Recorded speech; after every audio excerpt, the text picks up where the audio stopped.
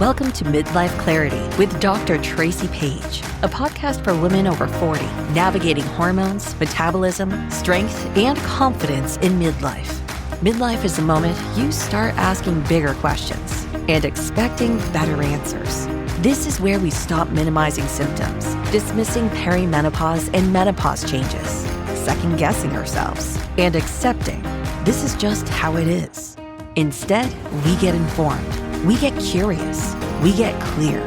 Because midlife isn't about hot flashes or hormone shifts. It's about energy, strength, metabolism, relationships, identity, purpose, healthy aging. On this podcast, Dr. Tracy Page blends evidence-based medical insight with honest conversations to help you understand what's happening in your body, support your hormones, strengthen your metabolism, and build lasting confidence in this next chapter. You deserve clarity about your health, and clarity changes everything. Here's Dr. Tracy Page. Welcome back to Midlife Clarity. I'm Dr. Tracy Page. I have a functional medicine clinic in Appleton, Wisconsin. And right now we're doing a podcast series on peptides. And today we're going to talk about one of my favorite peptides, CJC 1295 and ipamorelin. So it's actually two peptides. A lot of times you'll hear this one called CJC-IPA because it's really used together most often because you get the best result when it's mixed together. Now, growth hormone. This is what peptides affect, the growth hormone. So I want you to know, because when women, especially when women hear the word growth hormone, they get a little bit nervous. So just know that growth hormone isn't about making you bigger. It's about telling your body when to rebuild. Every night in deep sleep, healthy cells use that signal to repair muscle. They also use it to restore tissue, replenish reserves, and really consolidate what the day has broken down. Because, we're all busy and we're all, I won't say abusing, but we're definitely using our bodies. By midlife, that signal is faint and the rebuild is only partial. So CJC-IPA, or CJC 1295 and ipamorelin don't replace what's missing. They actually restore the body's ability to make it again. And they do this in a natural pulsatile pattern. It's always known and how our body uses it. So I can't wait to share more with you about CJC-IPA. And I'm going to use a patient, as I always use patient cases because I think it really brings it home. And of course, I never use my patients' names. We're going to call this patient Rebecca. But the stories are pretty profound. And you're going to find something about this story that relates to you, I'm sure. Because one of these things about the waist circumference, I hear in my office, I would say at least minimum 5 times a week, if not 20. So can't wait to share Rebecca's story with you and talk to you more about CJC-IPA. It's the growth hormone duo that really restores your body's repair economy, is how I like to think about it. So on with the patient. So Rebecca's 51. She likes to run. So she's run 6 marathons. She's always been a 5-day-a-week exerciser, probably since college. And of course, she lifts weights. She eats clean. She tracks her macros, more power to her. And she takes her supplements. She gets her annual physical. You know it. She does all the right things. So by every external measure, she is the patient who is and who has done everything right. But when she came to my office last winter, she said, and she said this with that kind of quiet frustration because she, when you look at her, she looks in shape. And so she doesn't really want to say, hey, I'm putting weight around my belly, because most people look at her and what she does and think she's an athlete, right? But she came to my office and she said, my body has stopped responding to me. And let me tell you what she meant. She was sleeping 7.5 hours every night, but she was waking up exhausted. Her sleep tracker showed her deep sleep had dropped from a healthy 90 minutes, and that was what she normally had in her 40s, down to 28 minutes now. So she's only getting that deep sleep for 28 minutes. She didn't need a sleep tracker to tell her because she could feel it.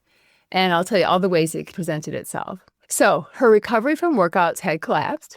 A long run on Saturday used to require only Sunday as a day off. Now it required Sunday and sometimes Monday and as far as Tuesday before she felt like she was ready to get out there and run again. Her muscles ached for days. Her resting heart rate was running 8 to 10 beats higher than her baseline of the previous decade. Her body composition has shifted in a way that infuriated her. And this is what I meant when I said I hear this probably at least 5-10 times a week in my office. She was lifting the same weights, eating the same meals, running the same mileage, and you got it, and yet her abdominal circumference had increased by almost 2 inches in just under 18 months. Her arms felt soft, her quads had thinned, her skin around her jawline had begun to lose tone in a way she hadn't seen in her 40s. And remember, she's 51, so she didn't notice any of this in her 40s. And the smaller things, the things she almost didn't mention, a small cut on her hand took 3 weeks to heal when it used to take 5 days. The gray at her temples, she didn't remember being there last spring. Now all of a sudden she's turning gray a lot faster. The dryness of her skin that no amount of moisturizer will fix. The way she felt, like in her own words, noticeably older than I have felt in years. Her labs for her primary care visit came back, quote, all within normal limits. The thyroid was normal, the metabolic panel was normal, CBC looked good, cholesterol slightly elevated, but again, nothing to worry about. Nobody had ordered a IGF-1, so insulin-like growth factor, so IGF-1. Nobody asked her about her sleep. Nobody had connected the recovery, the body composition, the skin, and the sleep into one single picture. So here's what I told Rebecca that nobody had told her before. Her growth hormone output at 51 is approximately half of what it was at 25. Not because she's sick, not because something's broken. This is just human, and this is what human bodies do. Our growth hormone secretion drops by about 14% per decade after age 30. So by the time you're 50, you're working with roughly half of the signal you had as a young adult. Every recovery problem, every sleep problem, every body composition problem, every skin problem, even wound healing, all of those things are downstream of one master signal that has gone, what I would say, quiet. And the 2 peptides we're about to discuss exist to wake it back up. I know, it sounds too good to be true. And I will say I have seen this peptide work really well. Today we're going to talk about CJC 1295 and ipamorelin, and from this point on, I'm going to call it CJC-IPA. Why we use them together, how they work synergistically, what they do that I would say synthetic growth hormone does not. So this is not synthetic growth hormone.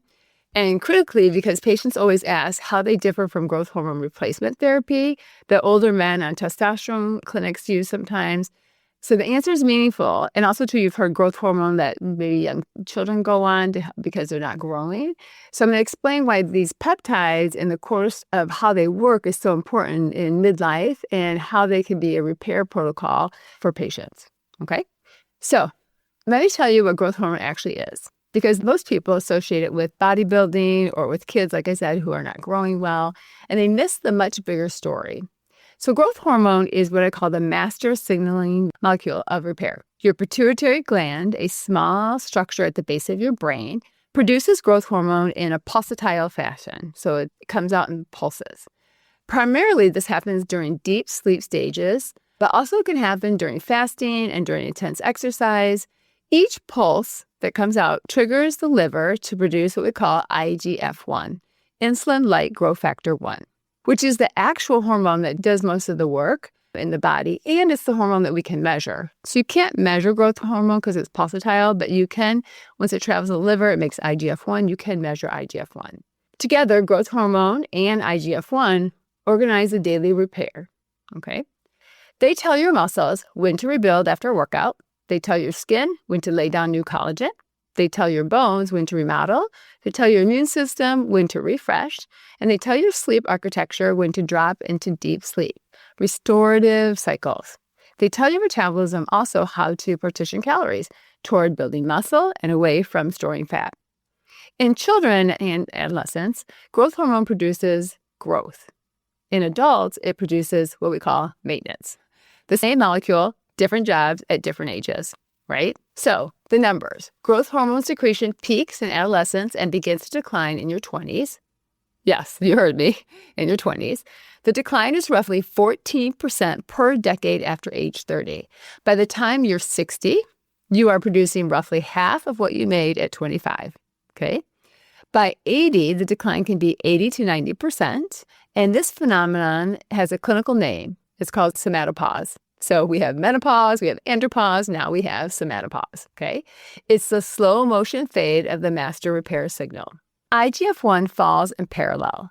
So the reference ranges for IGF-1 are age-adjusted, which sounds reasonable until you realize what it actually means. The medical system has built into its lab interpretation an expectation that older adults will have a low IGF-1, and it calls those low values, quote, normal. That is exactly what happened to Rebecca. Her IGF-1 was technically in range because the range was lowered for her age. Her IGF-1 at 51 was at the low end of what a healthy 25-year-old would have had, right? 25. The reference range was telling her normal. Her body was telling her depleted. So there is a difference. So again, remember, the reference range has been lowered because she's older, so making her levels look normal, but they really aren't. Great. Okay, so what happens when your growth hormone starts to fall? Your deep sleep is first affected. The slow wave sleep stages, where the bulk of growth hormone is released, declines by approximately 50 to 70% between the ages of 20 and in your 50s. This is not just feeling tired issue. Deep sleep is the construction window of the body. So when you lose it, you lose the time during which your bulk of nightly repair happens. And I felt this. Lean body mass typically decreases by 1 to 2% per year after midlife if no intervention is made. Body fat, particularly visceral fat around the organs, increases. And we're already at risk for that over 50. The shift Rebecca described, where her abdomen widened while her arms and quads thinned, is the textbook of somatopause, body composition pattern. So that's actually what happens. We see that. Wound healing slows, skin thickening declines by about 1% per year after age 25, with collagen synthesis dropping in parallel. Recovery from any kind of physical insult, like a hard workout, a minor injury, a surgical incision, even a sleepless night, takes longer to recover. Think about that. I mean, I know when I work out, I used to recover pretty quickly. And then I noticed that, gosh, my legs felt heavy, or I didn't feel like I had the strength to keep going the next day. I had to take a break. And that usually I would be able to work out 4 or 5 days a week, sometimes 3 or 4 in a row with no problem. Bone remodeling also slows. Hair quality declines. Nail growth slows. And there's just honestly 1,000 small markers of how quickly your body is renewing itself. And they all trend downward together because they all depend on the same signaling cascade. So I always like to use analogies to help you understand these concepts. So think of growth hormone as the conductor of your body's repair symphony. Okay, so every musician is in the orchestra. Your muscle cells is one musician. Your bone cells is another. Your immune cells, your skin fibroblasts has practiced their part their whole life, okay? They know what to play, but they need the conductor to bring them in at the right moment, to set the tempo, to coordinate the sections so the music makes sense. And at 25, the conductor's sharp. The baton is high, the symphony plays in tempo. At 51, the conductor is half asleep on the podium. The musicians are still trying. Okay, so your muscles, your bone cells, your immune cells, your skin fibroblasts, they're all trying. They're still talented, but there's no coordination. And what was once a symphony is now, 90 individual people playing without a leader. And you can imagine that isn't going to sound good, right? So CJC ipamorelin or CJC IPA, they don't replace the orchestra. They wake the conductor back up. You're signaling. They wake it up, okay? Why does this matter, especially for women? The somatopause hits women particularly hard because it's layered onto perimenopause and menopause. Estrogen and progesterone both interact with growth hormone access. As estrogen declines, IGF-1 sensitivity changes. The same growth hormone pulse produces a small IGF-1 response in a perimenopausal or menopausal woman than before they went through menopause. Okay, so even with added growth hormone, the downstream effect is still blunted. Combine that with the natural age-related decline of growth hormone and with hormonal context of perimenopause, and you got it. You get a perfect storm, and it's not a good one. Less signal, okay, weaker downstream response, fewer of the deep sleep cycles where the signal is supposed to fire, and a more inflammatory background environment that further suppresses the entire axis. This is why so many midlife women describe the same thing Rebecca described to me about my life, how I've changed, my body has stopped responding. I mean, I probably have at least 3 messages in my portal relating to this because women are hearing the podcast and they're like, oh my gosh, that's me, right? It's been me too. I mean, we all go through it. I always say death and taxes and menopause, you can't get around it, right? So in this segment, we're going to talk about the science because We have to understand how it works, how these two peptides work together, because it really is beautiful how they help each other give you the best result. So CJC 1295 is a synthetic analog of growth hormone releasing hormone, or GHRH. So GHRH is the natural molecule your hypothalamus uses to tell your pituitary to release growth hormone. The problem with natural GHRH is that it has a half-life of just about a few minutes. So the body is going to break it down almost as fast as it makes it. So it doesn't really help you. CJC 1295 is GHRH with one critical modification. A chemical group called a drug affinity complex, or DAC. It allows the molecule to bind reversibly to albumin in your blood. So albumin is a protein in your blood. That binding, it extends the half-life dramatically. So CJC 1295, because we're just talking about the one peptide, with DAC, which again is drug affinity complex, stays active in your system for approximately 6 to 8 days. With a single injection, it can elevate plasma growth hormone levels by 2 to 10-fold for 6 days or longer, and IGF-1 levels by 0.5 to 3-fold for 9 to 11 days after that injection. So there is also a version of CJC 1295 without DAC, sometimes called modified GRF-129, which has a much shorter half-life and is dosed daily. Both versions work. They're used in different protocols based on patient preference and clinical context. Okay, ipamorelin, the pulse trigger. Ipamorelin is a different kind of molecule. It's a growth hormone secretagogue, a peptide that mimics ghrelin. So think about growling ghrelin, the hormone that signals hunger and also stimulates growth hormone release. Ipamorelin binds to GHSR, receptor on the pituitary and triggers a sharp, clean pulse of growth hormone release. All right, so remember, ipamorelin is a pulse trigger. It mimics ghrelin. It signals hunger, also stimulates growth hormone. Ipamorelin binds to GHSR, and the receptor on the pituitary and triggers a sharp, clean pulse of growth hormone release. What makes ipamorelin special is its selectivity. Older growth hormone secretagogues like GHRP-6 and GHRP-2 also stimulated cortisol release, prolactin, and other unwanted effects, and we don't want those. So ipamorelin doesn't. A 1999 human trial showed that ipamorelin produces dose-dependent growth hormone releases with no significant effect on cortisol, prolactin, or ACTH. And so think about cortisol and ACTH in the adrenal glands and prolactin in the brain. It sometimes is called the cleanest peptide in its class for exactly this reason. So it was studied. So why do we use them together? Here's where the elegance comes in.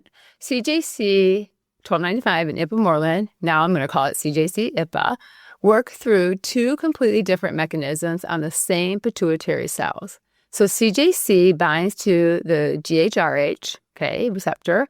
Ipamorelin binds to the GHSR receptor. The pituitary integrates signals from both receptors. With both receptors are activated simultaneously, the resulting growth hormone pulse is significantly larger than either peptide alone could produce. So they're very synergistic. Picture your pituitary gland as a vault that holds growth hormone, And the vault requires two keys to open it fully. CJC is one of the keys, and ipamorelin is the other. If you turn only one, the door opens partway, and a small amount of growth hormone gets out. Turn both keys at the same time, and the vault opens up completely. The pulse is larger, more physiologic, and more like the pulse you used to get spontaneously when you got it when you were 25. The duo isn't about giving you twice as much. It's about unlocking the full pulse that the body was designated to have or to release, right? So it's not about giving you more. And I always say this to patients, you don't want to take more than what we write on the script and how to take it, because the receptors can only receive so much. And if you take more than what's been written for, what the dose is, you're actually just wasting it because the receptor can only hold and see so much, right? There's only two keys, there's only two locks, there's only two places, and they have to fit, right? So that's why the dosing is really important. So why is this better than a synthetic growth hormone? Patients ask me all the time why we don't just give synthetic growth hormone directly. And after all, you can prescribe it. I mean, we prescribe it to kids who aren't growing. Some men on testosterone replacement therapy use it. But why use this peptide instead? The answer is in the pattern of release. Synthetic growth hormone given by injection, so that small subcutaneous injection, produces a sustained elevation of growth hormone in the blood. That sounds good, right? But your body was never designed to have a continuously elevated growth hormone. That's not how it works. It was designed to receive growth hormone in pulses, sharp peaks, then quiet valleys, then peaks again, and then quiet valleys. That pulsatile pattern is how your cells receive the signal for the first 3 decades of your life. So, why would we want to mess that up? Continuous elevation is a different signal entirely. Receptors downregulate, side effects start to accumulate, and the body adapts to the constant stimulation by becoming less responsive to it. So remember I said you can only put so much in there. So think of synthetic growth hormone as a merry-go-round. It moves at a constant, predictable speed all day long. Eventually, you stop noticing it's even moving at all. Pulsatile growth hormone, the kind your body actually is evolved to use, is a roller coaster. There are dramatic ups and then quiet stretches when it's down and then more ups. The contrast is what makes the body pay attention. Okay, so CJC ipamorelin produces the roller coaster signaling, the up and down, the pulsatile signaling, and synthetic growth hormone produces the merry-go-round signaling. So the same amount all day long, right? Both move you forward, but one is what your biology was actually designed to listen to and becomes very, very effective. This pulsatile pattern also brings safety advantages because the body is still in control of when, how much, and how long growth hormone is elevated. The negative feedback loops that protect against excessive levels all remain intact. And this is so important because I always tell my patients we never want to cause a problem while we're trying to fix one, right? So if you're not sleeping and your skin laxity is bad and you're putting on visceral fat and everything, we want to fix that, right? But if we're giving you something that's going to mess up the body, then we're really not helping you. So it's so important that we keep this negative feedback loop in place, and using pulsatile patterns brings that safety advantage. This body remains in control. It's never going to release more growth hormone than your body will allow it to release. That's why I said, don't take more than the dose that's prescribed because you're just wasting it. Your body can tell the pituitary to stop. Why synthetic growth hormone, that conversation is, completely bypassed entirely. So again, that's why we like the pulsatile, because if you give synthetic growth hormone, that conversation never happens. There's no feedback loop. Okay, so side effects like joint pain, fluid retention, and the rare occasion with diabetes and certain cancers are largely tied to continuous elevation, not pulsatile signaling. So if it's used appropriately, CJC-IPA combination has a meaningful, clear safety profile. I want you to know, and I always try to be honest and give you all the research. So I'm going to tell you what we know and what we don't know about CJC-IPA. So CJC-IPA has been studied in published human trials. So I did say human trials. Multiple human studies of CJC in 2006 and also in 2013. They've demonstrated sustained dose-dependent increases in growth hormone and IGF-1 with favorable safety profiles. Ipamorelin has human trial data from 1999 and forward. These are not unstudied molecules, so we have studied them. But the long-term safety data over decades in mass market populations, that's less robust because honestly, you're probably just hearing about CJC-IPA for the first time. Although I feel like peptides are kind of getting their day right now, but you might be just hearing about it for the first time. So you can imagine there's not as much study that's happening around these molecules. So mass market populations, it's less robust than it is for, say, statins or like maybe medications like beta blockers. We have lots of clinical trials there. So functional medicine clinicians use them carefully. We use them with monitoring.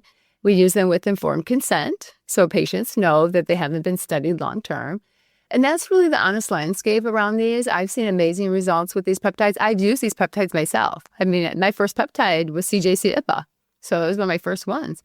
So I do practice what I preach, and we do everything in safety context. And I'll talk to you about who these are for and who these you have contraindications. Okay.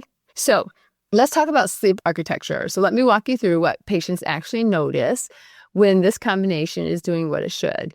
And this is the part most patients tell me they wish they would have known before they started So it set realistic expectations because I have patients come to me who have been on things before they got to WIFM, right? And WIFM is just Wisconsin Institute of Functional Medicine. Okay. So sleep architecture, weeks 1 through 4. This is almost always the first thing my patients notice. Within the first 1 to 2 weeks of starting CJC-IPA, deep sleep increases substantially. I love those sleep watches because you can actually measure it, right? Patients describe falling asleep faster, sleeping more soundly, and waking up less during the night. Sleep tracker data confirms it, and that's, pretty consistently. Sleep stages roughly double, and that's awesome, and sometimes even triple in the first month. For patients like Rebecca, who had been getting 28 minutes of deep sleep, returning to 80 or 90 minutes is pretty transformative for how she feels, right? Everything downstream depends on this. Sleep is where the body actually does all of its work. The duo gets the construction crew, what I say, back to work, right? Okay, so think of it this way. Deep sleep is the midnight repair shift. It's when the construction crew shows up, they do the rebuilding, the daytime crew was too busy to handle. At 25, the night crew shows up on time, works hard, and clocks out at dawn. By 51, half the crew is calling in sick. The repairs that were supposed to happen overnight don't happen. And the body wakes up still carrying yesterday's damage. We all know how that feels, right?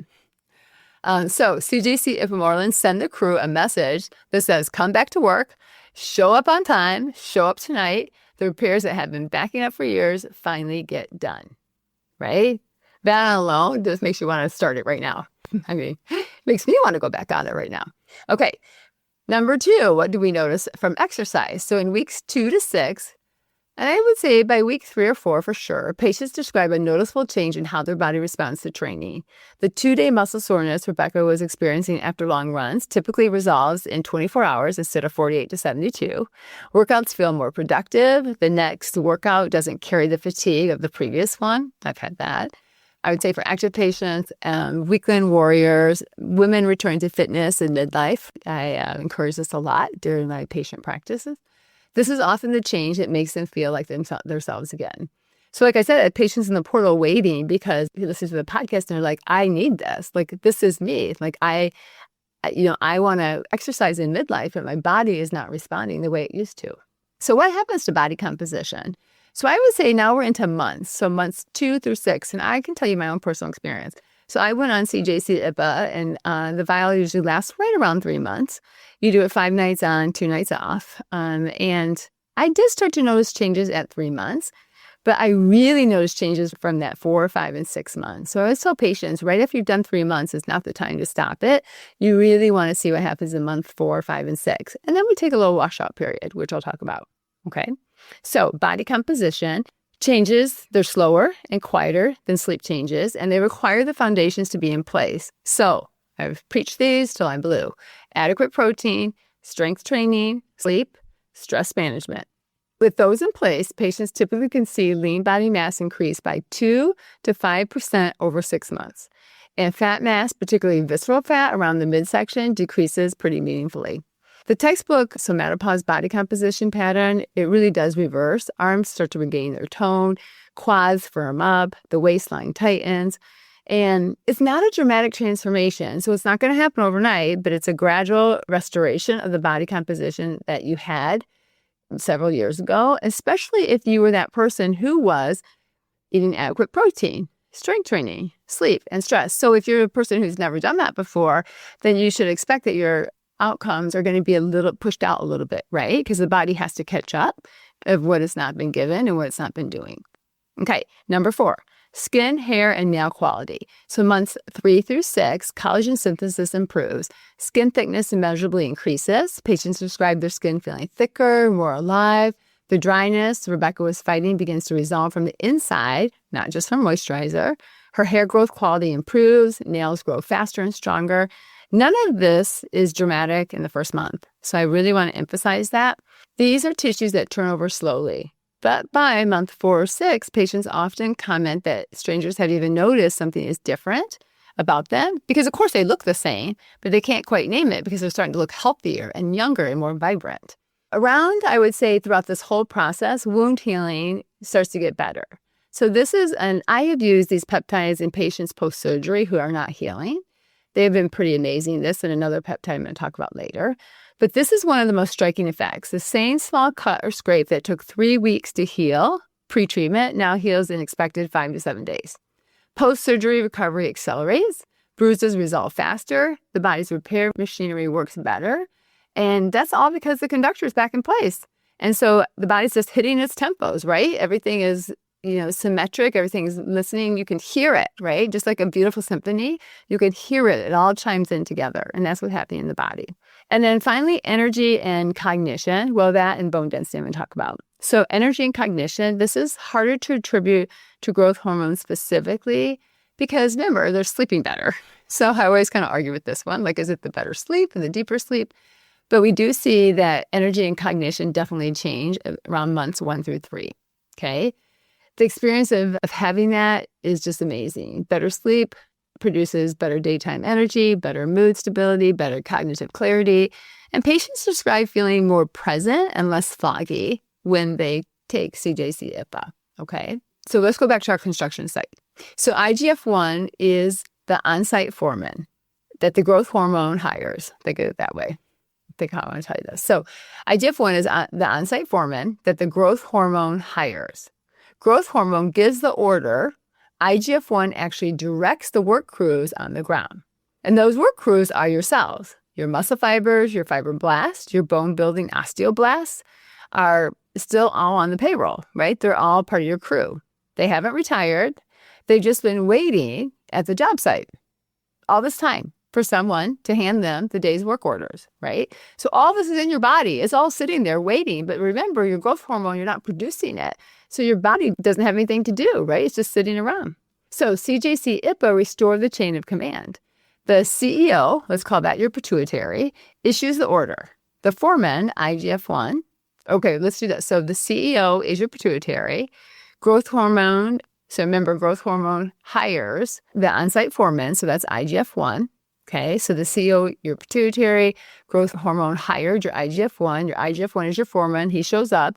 The crew, all your cells, all the things that turn over in your body, finally get the instructions they have been ready to execute for years. Because they're in there, right? They're just quiet. So the last one I want to talk about that changes is bone density. This is a longer, I would say, arc benefit and one that matters more to, I say, women than men. Because when we lose estrogen, our biggest risk factor besides cardiac and brain is also bone. Okay, so growth hormone is part of the signaling cascade that supports bone remodeling. With the duo in place alongside adequate vitamin D, calcium, and weight-bearing exercises, bone density measurements often improve modestly over a year or two of treatment. So it's not like it's, months. We're not talking months. Okay, for women in early menopause, this represents a genuine, effect, right? Because we don't want osteopenia or osteoporosis. So it is an intervention. I have used this, especially patients who are also taking Algical, they're working out, like they're getting their vitamin D and magnesium, they're trying to maintain their bone. And CJC-IPA can be very helpful. Picture your endogenous growth hormone. The pulse, it's kind of like a porch light that signals the body to repair overnight. So at 25, and I've used this example before, the bulb is bright, right? At 51, the bulb is kind of dimmed at about 50%, okay? Your body still tries to read the signal, but a dim signal produces a dim response. The CJC-ipamorelin doesn't replace the bulb. Nothing changes about the bulb. They turn the dimmer back up so the signal's bright. The body, reading bright light again, finally responds with the full repair effort it was capable of doing all along. So remember, this is just aging. So once we stop aging, while we're aging, we can actually stop this process and restart the anti-aging, so I like to call it, or living with more vitality and wellness, because we actually wake up your cells to do what they always were meant to do, okay? So how do I use this in practice? I've kind of talked about that a little bit, but I'll go a little bit deeper because I want to get specific about how I prescribe. And again, this is not medical information for you. This is medical education to make you aware. You should meet with your provider. You should have a normal doctor-patient relationship in order to use these. And so from a form and administration, both peptides are administered as subcutaneous injections. Okay, so that's how we get them into the body. There's no effective oral form of either of them. You'll see them out there, but I do not find them effective. The molecules are too fragile to survive the digestive tract. So patients self-administer at home using a small insulin syringe typically a 30-31 gauge needle. Most patients describe it like a little pinch. Sometimes you don't even feel it. You squeeze your skin tissue and you put the needle in, your body registers touch over pinprick, don't even feel the needle go in. Okay. The injection, like I said, is subcutaneously, usually in the abdomen or the top of the thigh. And you want to rotate your sites because we don't want to repeat injections in the same spot. That's not good for the body. Most patients use a small notebook or an app to track their injection sites and they rotate them. Some patients just remember. Some people just move around the body. So right to left and then across those thighs and then back across again. So just find an easy way to do it. Timing is important. So this is interesting. Timing matters more for this protocol than almost any other peptide I'm going to talk to you about. So this is really important to hear. Growth hormone is naturally released during the early stages of sleep, specifically the first slow wave cycle, typically 30 to 90 minutes after sleep onset. We want to dose the peptides to amplify that natural pulse, not to fight it. So the standard time is to inject 30 to 60 minutes before bed. Some of my patients will even inject 90 minutes before bed if they don't go to bed right away. But I usually say 30 to 60 minutes before bed on an empty stomach. Why the empty stomach? So why fasting? Because elevated insulin and elevated glucose, they blunt growth hormone release. So if you're eating, they're basically turning off this peptide that you just put in your body, right? So a late dinner with carbohydrates effectively cancels out a meaningful portion of what the peptides are trying to do. So let's not do that because that's just a waste of money. Okay. We coach your patients to finish dinner around 7 p.m., inject around 10 p.m., and be in bed by 10:30 or 11. And that's if someone who stays up that late. Of course, I'm going to move that back because I try to get my patients to bed and to sleep by 10. Okay. Some protocols use a second injection in the morning, also on an empty stomach, to capture an additional pulse. The protocol you use depends on your goals, your tolerance, and how you respond to it, and your clinical context. So again, these are not protocols for you to follow. These are not medical prescriptions. This is just education for you to talk to your provider about how you would use a peptide like CJC-IPA. And I'm not going to give specific dosing on a podcast. Dosing requires clinical context, but the order of magnitude of ipamorelin is in the 1 to 300, I'd say, microgram range per injection. And for CJC without DAC is similar. CJC 1295 with DAC is dosed differently, typically 1 to 2 milligram per week or twice weekly, given its long half-life. So I should correct that. So we actually do the one that's CJC 1295 without DAC so that we can inject 5 days a week. Most clinicians use a graduated escalation starting at the lower end and increasing over the first 4 to 8 weeks based on the patient's response in their IGF-1 if you're monitoring it. I would say some clinicians don't monitor it. It's provider preference. But if you don't test, you're probably guessing, right? Cycling. Unlike steroid hormones, peptides like CJC-IPA do not require strict cycling. But I would say most clinicians I know and use them in cycles, as do I, typically 3 to 6 months, followed by 1 to 3 months off. Because I've just seen the best effects with patients if we take some time off in between. So I won't go longer than 6 months on a peptide, and then they have to come off at least a minimum of a month, but anywhere for 1 to 3 months before they restart it, the same peptide or a different one. The rationale is to preserve pituitary responsiveness and prevent receptor downgrade. Because you can have downregulation, especially if you're overdosing, taking too much, or using it for too long. Some patients run continuous lower dose protocols long term. I don't do that. Others prefer a more cyclical approach. And really it just depends on what the right pattern is for the patient and what the clinician is comfortable with and what they've been trained to do. Like I said, I did 4 separate educational modules over the course of 1 year to be peptide certified. So a lot of training, a lot of cases, a lot of learning in order to be able to prescribe them comfortably and to know what to expect. Okay.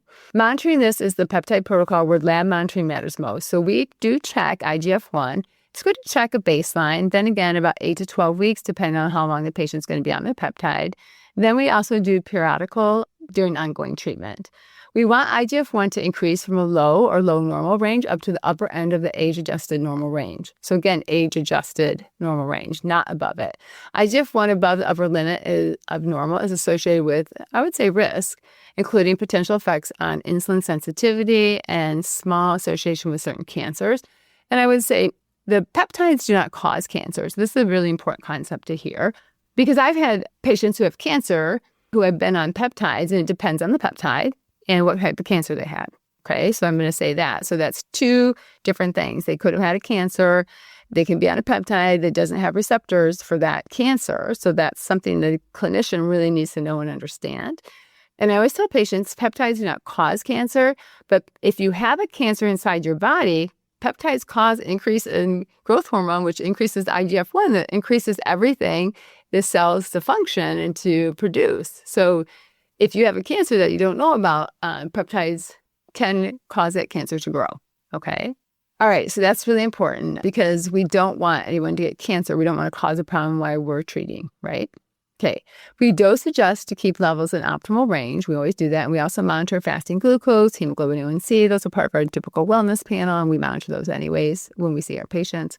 Because growth hormone signaling can transiently affect insulin sensitivity, particularly in the early part of treatment. So if it's going to happen, we'll learn it pretty soon and pretty quickly. Okay, foundations first. This protocol works dramatically better when foundations are in place. So I can't tell you how many times I say that. For everything we do, for every intervention that we do at WIFM, we have foundations, right, that we all should be following. These are modifiable lifestyle changes that you can make to have better outcomes.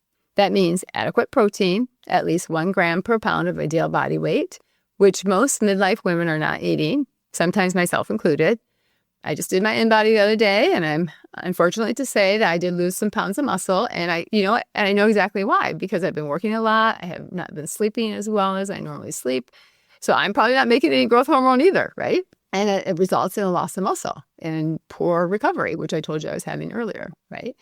So we want to see at least 1 gram per pound of ideal body weight. And I always say to patients, if you're going to spend the money on the peptide, do the foundational things you're going to get the most out of. You're going to get the biggest bang for your buck. So why wouldn't you do them, right? Okay, strength training. So we want to make sure we're strength training at least twice a week because growth hormone signals repair, but the body needs the mechanical input that tells it what to repair and where. Sleep hygiene. The peptides are designed to amplify sleep architecture, but they cannot manufacture it from nothing. If the patient's going to bed at midnight or sleeping with their phone in bed and they're not using good sleep hygiene. So again, let's use the peptide to its maximum benefit. And limiting alcohol, because alcohol profoundly suppresses deep sleep and growth hormone release. And that's why it's really interesting with alcohol. So patients think, oh, it helps me fall asleep. Well, it may help you pass out or fall asleep or relax you, but it doesn't help you get that deep sleep. It actually blocks it and suppresses your deep sleep and your growth hormone release. Okay? Synergies. CJC, 1295, and ipamorelin pair beautifully with several other peptides we have covered. So we talked about BPC 157. So you get systemic repair signaling plus localized tissue repair. So this is ideal for active patients with chronic injuries. There's also thymosin alpha 1, which is the peptide I spoke about earlier. I think it was the previous podcast. You support the entire repair and defense ecosystem when you pair all three of these. And so I should revisit what I said earlier, because I said you want to use a peptide for 3 or 6 months and then come off of it. But you can stack certain peptides together. So it is important to know that. And again, this is where your provider is going to use their knowledge on what is best for you and which ones should be stacked together based on also to your history and clinically what we're treating. Okay. So larzotide, my favorite gut peptide that addresses the gut barrier. So if you have a leaky gut, it's important to have larzotide on board because it will help with the repair process as well. The duo is really used alone in my practice. I would say it's rarely used alone because we nearly always have to have something else that we're treating. I would say majority most often than not. But we have used it all by itself too. So I don't want to say I never use it alone. And they're not cheap. So I do want to make sure patients can afford them. So sometimes I will stack them, but not stack them all together. So we'll do one, then the next one, then the next one. Okay. Contraindications. Let's talk about those. So active malignancy, as I mentioned, is an absolute contraindication. We do not use any peptide that elevates IGF-1 in patients with active cancer, given that IGF-1 supports cell proliferation in the body, which I talked about earlier. Diabetic patients with poor glycemic control should not start this protocol until their glucose is stabilized. So that's my other patient. Pregnancy and breastfeeding are contraindications. We do not have enough research to know if, and also to birthing a baby. Like, let's just let happen what needs to happen. So we don't want to do it during the time that you're breastfeeding or pregnant. Patients with severe pituitary disease or active acromegaly are obviously contraindicated because, again, this affects the pituitary. And we use caution in patients with a strong family history of certain cancers, particularly hormone-driven ones, even when the patient is currently cancer-free. So again, these decisions are very individualized and they carefully, and you have to have a discussion with your provider. They have to know your history. It's in a clinical context of how we do things. So again, these are not protocols because they do not apply to every person because every person has a different history. Okay. Here's exactly what we did for Rebecca. As always, the sequence matters. So sequence. I always say that matters even sometimes more than the treatment itself. Okay. First, testing. We ran a full functional medicine panel, including IGF-1. We ran a thyroid panel and reverse T3, her sex hormones, which include testosterone, free testosterone and SHBG, estrogen, progesterone, DHEA. So we want to make sure pregnenolone, all the estrogen, estradiol, we want to make sure we get them all. Fasting insulin, hemoglobin A1C, vitamin D3, high sensitivity CRP, of course, a comprehensive lipid panel. And we test even more than that. So we did our wellness panel, all the other tests that we do. Those are just some of them. And again, I told you her IGF came back. Hers was low. So at 78, technically within age-adjusted reference range, but at the bottom. Her fasting insulin was 9. Her vitamin D was 32, way too low. And her DHEA was below the reference range. And her testosterone was at the bottom of the female range too. So she had quite a few things going on. Now we worked on her foundation. So protein, we set hers at 110 grams per day, a strict 9:30 p.m. wind down with a hard screen cutoff. Strength training added back in at least twice a week. And she had a coach who, was used to working with midlife women, so understood that sometimes it's a little bit different. Vitamin D supplementation, magnesium glycinate at night. And I gave that because it does also assist with sleep and also bone health. We removed alcohol entirely for the first 12 weeks. Because again, why are you going to pay for these if you're going to blunt the effect that they do? We adjusted her marathon training volume. She was overtraining for her current recovery capacity, and we needed to lower the demand while we restored the supply. And I would say this is one of the hardest things for patients who are active, myself included, to really cut back when we don't have recovery capacity. I even talked to my fellow colleagues about this when we're working hard. Like, we have to be kind to ourselves. We have to listen to our bodies. It doesn't mean that we can't go full throttle at some points in time in our life, but sometimes we can't do it all the time. And I want you to hear that because I think there's a lot of guilt with cutting back. But remember, you're giving to your body. So whether you're giving your body sweat and exercise or you're giving your body rest and recovery, they all matter and they're all needed. So the third thing we did is a targeted protocol. We started her with CJC without DAC, plus ipamorelin, dose nightly, 30 minutes before bed on an empty stomach. We did hers about, I think it was 30 or 45 minutes. Fasted state. So we supported her hormonal foundation with low dose bioidentical progesterone. And we also did an estradiol patch. And we added back in DHEA because she was low. At 8 weeks, we evaluated her IGF-1 and found it had moved from 78 all the way up to 156. And that was right where we wanted it. 3 months in, here's where Rebecca was. Her deep sleep had increased from 28 minutes a night to 92 minutes. Her recovery from long runs had returned to a single rest day. Her abdominal circumference was down by 1.5 inches, so not quite there, but almost. Her arm tone had returned. She lost 2 pounds of fat and gained 3 pounds of lean muscle. And we measured that by DEXA scan and also in-body. She told me she felt better for the first time in approximately 2 years, and she felt like her body was coming back. So this is what CJC-IPA can do in the right patient, with the right protocol, with the right foundations in place and monitoring done carefully. It's not magic. It doesn't happen overnight, but it is biology that when we turn on the conductor or make the light bulb bright, it actually does work. Okay, what can you do this week, even before you see your physician, to talk about this? You can get your IGF-1 tested. It's not in a basic panel. You can ask for it. Most primary care doctors will not order it unless asked. Specifically request IGF-1, and you can request IGF-BP-3. It's another version of IGF-1.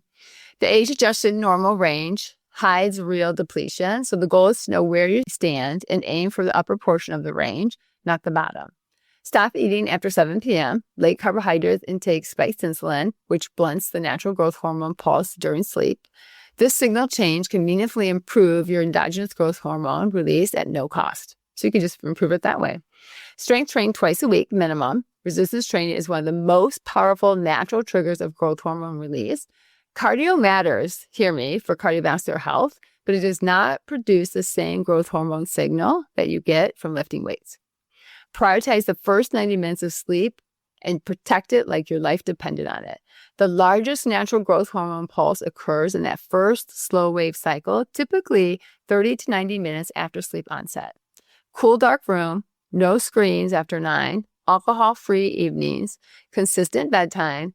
This window is where the bulk of the rebuilding actually occurs. Okay? So if you recognize Rebecca's pattern in yourself, collapsed recovery, declining sleep depth, body composition shifting despite the same effort, slower healing, talk to your physician specifically about growth hormone, secretagogue peptides, or seek out a functional medicine clinician who is familiar with these protocols, who has studied them, and look to see if they've had proper training. Like I always say, the chain of command where you get them from is just as important as taking them, which is just even more important is the sequence in which you take them, okay? If you recognize Rebecca in yourself, if your recovery has collapsed, if your sleep has gone shallow, if your body composition is shifting despite the same effort you have always given, if the small markers of repair, like your skin, your wound healing, your hair, your nails, all show signs of aging, I want you to hear something. This is all fixable. The master signal that organized your repair economy for the first 3 decades of your life, let's say 25 to 30, is just quiet. And nobody told you about it, and you didn't know it could be restored, but it can. Your cells are still capable. Your pituitary has the machinery to work. So the conductor on the podium, the baton that he uses to conduct is just hanging at the side, and we need to lift up the baton, right? Wake it up, okay? Patients tell me, patients like Rebecca, like the others I see week after week, is that change does not feel dramatic, and that's normal, okay? It feels familiar. They feel like their selves or themselves. They feel like the version of them that existed 2 or 5 or 10 years ago, the version they had quietly grieved without naming or knowing what the loss was, right? So the duo doesn't turn you into someone you weren't. It returns you to someone you are or you were, okay? In our next episode, we're going to talk about pulsatile, one of my other favorite peptides. It's FDA-approved peptide that targets the visceral fat that has refused to respond to anything else. We all have it. And it often becomes the next layer of treatment once the master signal has been restored. And so you may have noticed I'm building and building and building because you have to have good gut health, right? You have to have repair of your gut before you go on to these other things. And then we talked about BPC, we talked about laryzotide. We're talking about the immune system being in place with thymosin alpha. And now we're talking about CJC IPA, and then we're going to go into pulsatile. So I just want you to know that as I build upon these, there's a reason that I'm going in this order because I want you to understand how they work and why they work the way they do. So after we do pulsatile, then we'll talk about TB500 or TB4. It's a recovery, mobility, and connective tissue peptide. Can't get it right now, but hopefully in July when we have that hearing, these will become available. That one will become available. So it's coming up too, a couple of episodes later. If today's episode resonated with you and you know you have friends and family that are struggling, women in your own life who have been doing everything right and can't get the results they want, there is a name for what's happening and there is a way to address it, and share this podcast with them. And hopefully that they'll be able to seek out some help, whether it's with a functional medicine practice here in Appleton or another functional practice where you live. The goal is that you get help and that you're educated, and that the more healthy people we have in the world, feeling amazing is always going to be a better thing, right? Thanks for listening. I'm Dr. Tracy Page, and this is Midlife Clarity, and I can't wait to talk to you about our next peptide, pulsatile. So stay tuned. Thanks for joining us today on Midlife Clarity with Dr. Tracy Page.